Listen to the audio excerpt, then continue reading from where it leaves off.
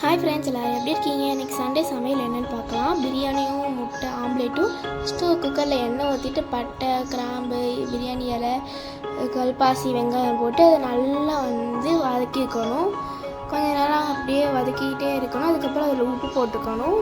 உப்பு போட்டு அதையும் கொஞ்சம் நேரம் நல்லா கிண்டி விட்டுக்கணும்.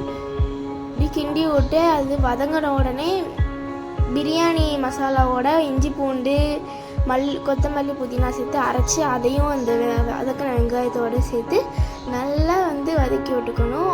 அது நல்லா வதங்கினோடனே அதில் சோயா போட்டுக்கணும். சோயா போட்டு நல்லா நல்லா கிண்டிக்கிட்டே இருக்கணும். கிண்டினதுக்கப்புறம் அது இதில் தக்காளியை அரைச்சி அதையும் கூட சேர்த்து ஊற்றிட்டு நல்லா கிண்டிக்கிட்டே இருக்கணும். அதை அப்படியே கொஞ்சம் கொதிக்க விட்டுட்டு அதை உப்பு போட்டு மறுபடியும் கொஞ்சம் நேரம் கிண்டிக்கணும். அது நல்லா கொதித்து வந்தோடனே கொஞ்ச நேரம் கிண்டிக்கிட்டு தண்ணி ஊற்றிடணும்.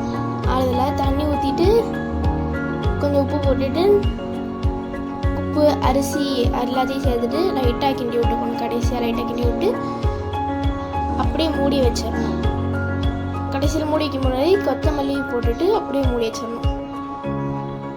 அடுத்து ஒரு முட்டை 5 முட்டை எடுத்துகிட்டு அதில் உப்பு மஞ்சள் எல்லாத்தையும் போட்டு நல்லா பீட் பண்ணிக்கணும்.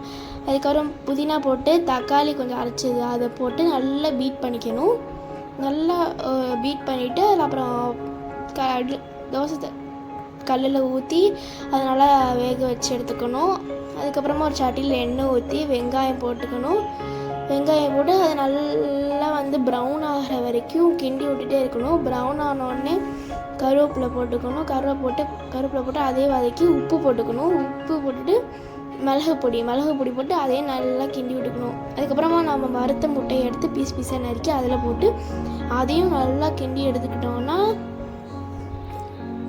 நம்மளோட லஞ்ச் ரெடி ஆயிரும்.